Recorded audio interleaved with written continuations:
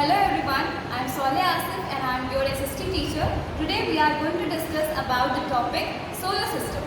So firstly, the solar system is a part of universe. Universe is made up of billions of galaxies. जो हमारा universe है वो billions of galaxies से बना हुआ है. ऐसी बहुत सारी galaxies हैं. Then what is galaxy? Galaxy is a system of stars और इसके अंदर कई सारे celestial bodies भी आते हैं. तो ये मिलकर के हमारे यूनिवर्स को कंप्लीट करते हैं, हमारे यूनिवर्स को बनाते हैं. And our solar system is just a small part of this vast universe. जो यूनिवर्स है ये बहुत वास्ट है और हमारा जो सोलर सिस्टम है वो इसका एक छोटा सा पार्ट कहलाता है. और हमारा जो सोलर सिस्टम है it comes under milky way Galaxy. वो मिल्की वे गैलेक्सी के अंदर आता है. सोलर सिस्टम है वो फॉर्म कैसे हुआ? साइंटिस्ट ये मानते हैं कि एक बहुत बड़ा एक्सप्लोजन हुआ था हमारे स्पेस में जिससे हमारा सोलर सिस्टम फॉर्म हुआ.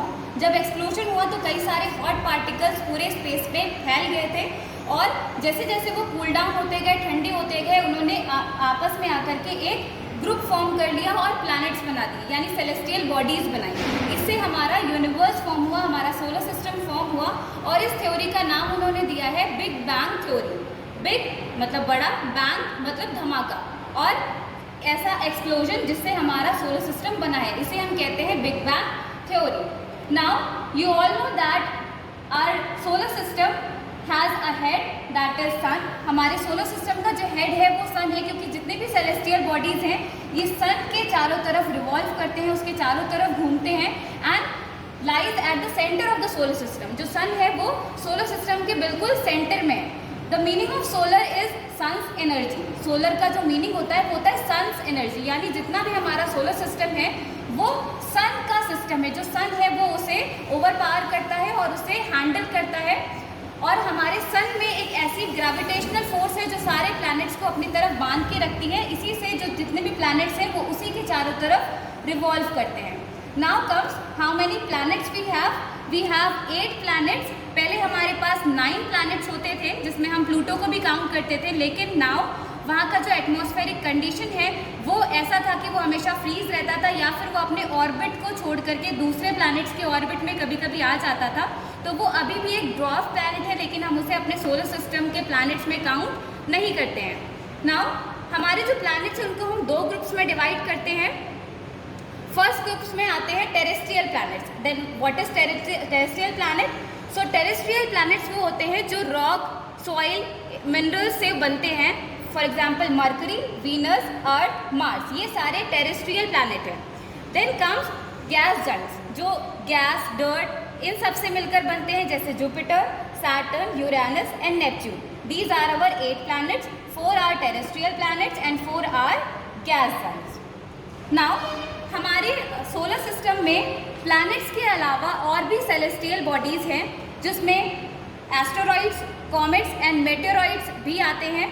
एस्टेरॉइड्स बिग पार्टिकल्स होते हैं. जो प्लैनेट्स एक्सप्लोड हो जाते हैं उनके जो पार्टिकल्स स्पेस में घूमते रहते हैं, जो रॉक पार्टिकल्स होते हैं वो एस्टेरॉइड कहलाते हैं. जो बिग पार्टिकल्स होते हैं वो एस्टेरॉइड होते हैं, जो रॉक्स के टुकड़े होते हैं और वो भी सन के चारों तरफ रिवॉल्व करते हैं. Then comes meteoroids. जो मेटेरॉइड्स होते हैं वो थोड़े से स्मॉल पार्टिकल्स होते हैं रॉक्स के, और वो भी हमारे सन के चारों तरफ ऑर्बिट्स में रोटेट करते हैं. सो मार्स और जुपिटर के बीच में एक एस्टेरॉइड बेल्ट भी है जिसमें सारे एक्सप्लोडेड प्लैनेट्स के जो पार्टिकल्स हैं वो उसमें रोटेट करते हैं, उसे हम एस्टेरॉइड बेल्ट बोलते हैं. एंड कॉमेट्स जो होते हैं वो आइस और डर्ट से मिलकर बने होते हैं और ये स्मॉल बॉल्स होती हैं जो हमारे स्पेस में घूमती रहती हैं. आपने कभी कभी शूटिंग स्टार देखा होगा. शूटिंग स्टार एक्चुअल में कॉमेट्स होते हैं जो हमारे जब अर्थ की तरफ आते हैं तो उनमें हवा से फ्रिक्शन होता है और वो रास्ते में ही बर्न हो जाते हैं, और वो लाइट हमें जब दिखती है तो हम समझते हैं कि वो शूटिंग स्टार है, बट एक्चुअली वो कॉमेट्स होते हैं जो हमें नीचे आते हुए दिखते हैं. That is not shooting star. Then natural satellite. आप सभी को पता है कि जो हमारे इसरो है या नासा है वो आर्टिफिशियल सैटेलाइट स्पेस में भेजते हैं to study the celestial bodies, to study the universe, यानी यूनिवर्स और सेलेस्टियल बॉडीज़ की स्टडी करने के लिए. लेकिन जो हमारी नेचुरल सैटेलाइट है दैट इज़ मून. हमारी नेचुरल सैटेलाइट है मून, यानी अर्थ के पास एक मून है जो उसकी नेचुरल सैटेलाइट है और ये मूव्स अराउंड द प्लैनेट्स.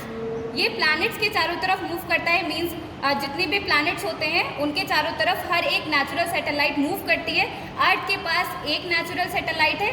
अलग अलग प्लैनेट्स में इसके नंबर डिफर कर सकते हैं, मींस हर किसी प्लैनेट में 2, किसी प्लैनेट में 7, किसी प्लैनेट में 6 ऐसी नेचुरल सैटेलाइट्स हो सकती हैं जो उसी पर्टिकुलर प्लैनेट के चारों तरफ घूमती हैं।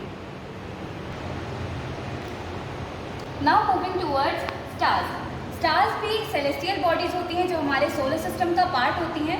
जैसे गैलेक्सीज स्टार्स का ही सिस्टम होती है, उसमें कई सारे स्टार्स, कई सारी सेलेस्टियल बॉडीज मिलकर के गैलेक्सीज को बनाती हैं। सो जो स्टार होते हैं उनकी खुद की हीट, खुद की लाइट होती है। यूजुअली ये प्लैनेट से भी साइज में बहुत ज़्यादा बड़े होते हैं, लेकिन ये हमसे इतनी दूर होते हैं, इनका डिस्टेंस हमसे बहुत दूर होता है, इसलिए हमें ये बहुत ही छोटे दिखाई देते हैं। और आपको पता है कि हम प्लैनेट्स को भी स्पेस में यानी स्काई में देख सकते हैं। ऐसे स्टार्स जो ट्विंकल नहीं करते हैं, जो फ्लिकर नहीं करते हैं, वो हम यूजुअली क्या होते हैं, प्लैनेट्स होते हैं। और जो स्टार्स होते हैं वो फ्लिकर करते हैं, वो ट्विंकल करते रहते हैं। सो स्टार्स की खुद की हीट, खुद की लाइट होती है, लेकिन प्लैनेट्स की खुद की हीट, खुद की लाइट नहीं होती है। प्लैनेट्स को जो हीट और लाइट प्रोवाइड कराते हैं वो होता है सन। सन प्लैनेट्स को हीट और लाइट प्रोवाइड कराता है। और यूजुअली जो सन है, सन भी एक स्टार है। सन के पास अपनी खुद की हीट, खुद की लाइट है और ये भी एक स्टार होता है। Now comes toward the planet earth, जिस प्लैनेट में हम लोग रहते हैं।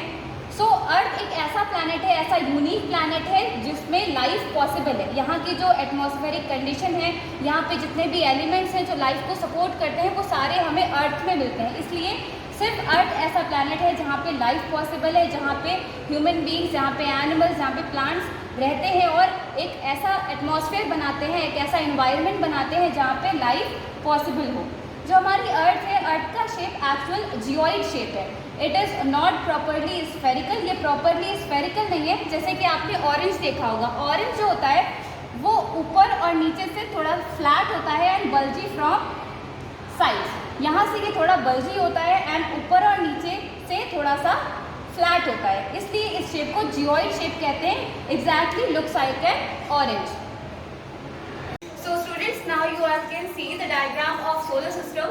It is our sun, it is a star and it has its own heat and light.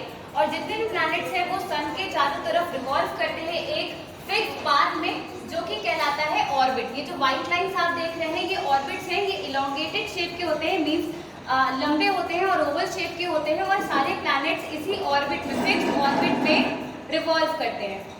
सो सबसे पहले अगर हम सीक्वेंस में देखें तो सबसे पास सन के मरकरी आता है, देन वीनस, देन अर्थ थर्ड नंबर पे, देन मार्स। सो ये जो 4 प्लैनेट्स हैं ये हमारे टेरेस्ट्रियल प्लैनेट्स कहलाते हैं। Then Jupiter, Saturn, Uranus and Neptune. ये 4 प्लैनेट्स हमारे गैस जाइंट्स होते हैं। ये टोटल 8 प्लैनेट्स होते हैं हमारे सोलर सिस्टम में। और अर्थ जिस प्लैनेट पे हम रहते हैं ये है अर्थ, जो कि थर्ड नंबर पे आता है और इसका एटमॉस्फेयर बहुत ही फेवरेबल होता है जो लाइफ को सपोर्ट कर पाता है। इसलिए ये ऐसा यूनिक प्लैनेट है जिसमें लाइफ पॉसिबल है। सो अर्थ के 2 मूवमेंट्स होते हैं, बहुत ही इंपॉर्टेंट मूवमेंट होते हैं, जो एक होता है रिवॉल्यूशन और एक होता है रोटेशन। जब अर्थ अपने ही एक्सिस पे, अपने ही प्लेस पे रोटेट करती है, घूमती है, तो वो कहलाता है रोटेशन, जिससे डे और नाइट चेंज होते हैं। और जब वो अपने ऑर्बिट पे सन के चारों तरफ रोटेट करती है तो वो कहलाता है रिवॉल्यूशन, जिससे सीजन्स में चेंज आता है।